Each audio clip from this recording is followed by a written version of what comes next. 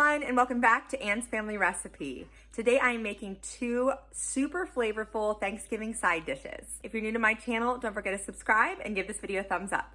Let's get cooking. First up, I'm making a sausage and cheese stuffed mushroom recipe. This is from Laura Vitale here on YouTube. I love her channel, and I have been making these for years. It's technically an appetizer, but I think it would make a great side dish as well. The filling is so rich and creamy and decadent, but it's actually a lower carb option because there's no breadcrumbs or anything in it.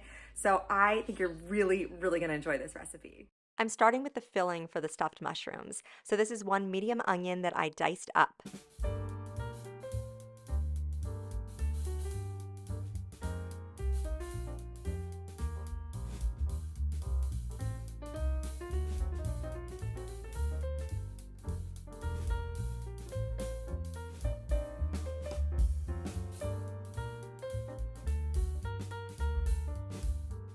Next, I minced a few cloves of garlic.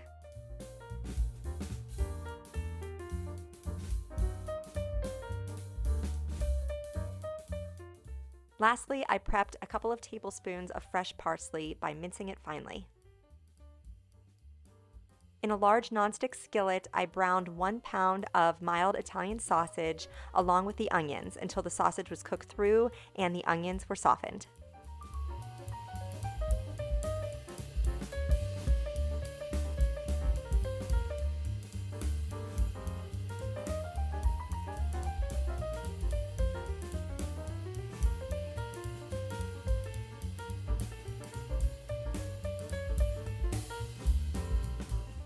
For the final 30 seconds to minute of cooking, I added in the chopped up garlic and parsley and just sauteed it all together. Next, I washed and dried 4 small boxes of white button mushrooms, and then I took the stems out. Now, the original recipe calls for you to dice up the stems and throw them into your sausage mixture. I just didn't have time to do that day. Also, it would make even more mixture. It is a lot to fill all of these mushrooms, so I didn't think it was necessary, but you could definitely add the stems if you would like. And then I added the hot sausage mixture into a bowl with half a brick of softened cream cheese and stirred that all together until it was combined.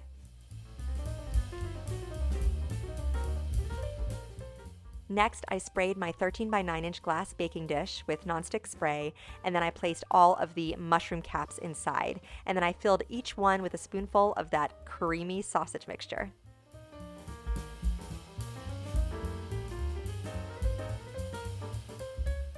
I topped these with a sprinkling of shredded Italian cheese blend and then put them in the oven. These bake at 400 degrees for about 15 to 20 minutes or until the cheese is melted and golden on top.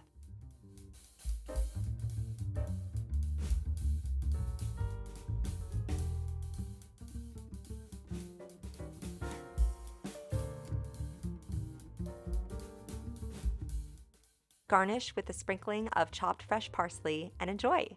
These have an incredible amount of flavor for how few ingredients there are. Your guests are going to love them. Next up, I'm making an autumn fruit salad, which has been my go-to all fall long. It is very simple. We've got apples, red seedless grapes, and blackberries, but the star of the show is the dressing. I don't always think to put a sweet dressing on my fruit salads, but this takes it over the top. It tastes amazing. I wanted to share with you quickly how I have been washing my fruit lately. I saw this method on Instagram. You use your salad spinner if you have one. Of course, you could just use a bowl too and then a colander separately, but you fill it most of the way with cold water, and then you also add in a couple splashes of just regular distilled white vinegar and mix it together. I think it's 4 parts water and 1 part vinegar. And then you let it sit for 10 minutes and then drain and rinse the fruit with cold water. This works really well with fresh berries. Here I'm doing the red seedless grapes for this fruit salad. Dry them off very well, and then you can store them in a Tupperware lined with paper towels, and they will last a lot longer than in their original packaging.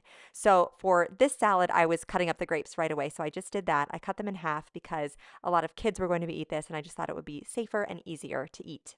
Next, I diced up, looks like 5 or 6 Honeycrisp apples into bite-sized pieces as well.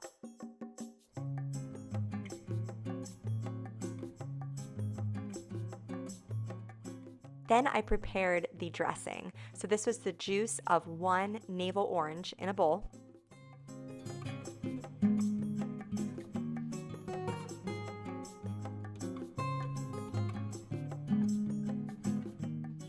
To that, you add 2 tablespoons of maple syrup and then 3/4 of a teaspoon of cinnamon.